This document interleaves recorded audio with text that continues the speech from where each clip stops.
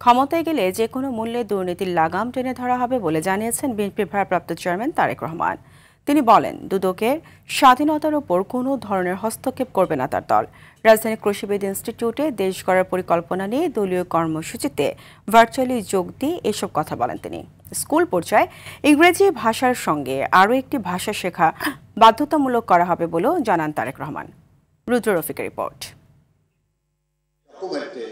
বাংলাদেশ জাতীয়তাবাদী দল বিএনপির সপ্তাহব্যাপী দেশ গড়ার পরিকল্পনা নিয়ে কর্মসূচির তৃতীয় দিনে স্বেচ্ছাসেবক দল ও ওলামা দলের নেতারা যোগ দেন। এতে রাষ্ট্র বিনির্মাণে বিএনপির পরিকল্পনার কথা তুলে ধরেন আলোচকরা। বিএনপির প্রথম যে যুদ্ধ বা জেহাদ যেটা হবে সেটা হচ্ছে দুর্নীতির বিরুদ্ধে। বিএনপি নেতারা বলেন, আগামী নির্বাচন নিয়ে কোনো ষড়যন্ত্র হতে দেওয়া হবে না। কোনো ষড়যন্ত্র এই জনগণকে পরাজিত করতে পারেনি এবং পারবে না ইনশাআল্লাহ। প্রধান অতিথির বক্তব্যে দলের ভারপ্রাপ্ত চেয়ারম্যান বলেন, দেশের ইতিহাসে দুর্নীতির লাগাম টেনে ধরতে পেরেছে একমাত্র বিএনপি সরকার। কিন্তু এ নিয়ে মিথ্যে প্রপাগান্ডা ছড়িয়ে জনগণকে বিভ্রান্ত করা হয়েছে।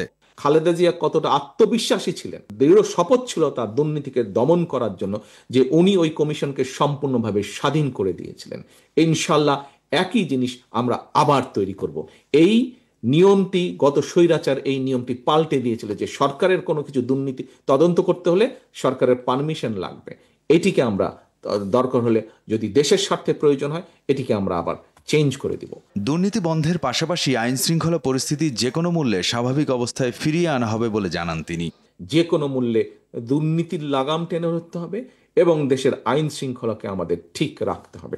তাহলেই আমরা আমাদের ফ্যামিলি কার্ড বলুন, কৃষি কার্ড বলুন, শিক্ষার ব্যাপারে আমরা যে পরিকল্পনা গ্রহণ করেছি এইরকম সবগুলোকে আমরা সফল করতে পারবো।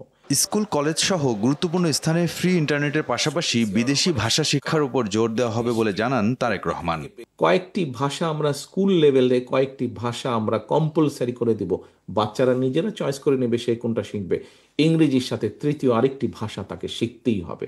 দেশ গঠনে বিএনপির মতো পরিকল্পনা অন্য কোনো দলের নেই বলেও দাবি করেন বিএনপির ভারপ্রাপ্ত চেয়ারম্যান তারেক রহমান। বিভিন্ন জনের বিভিন্ন ট্র্যাক রেকর্ড অতীতে আমরা দেখেছি। রুদ্র রফিক, RTV, ঢাকা।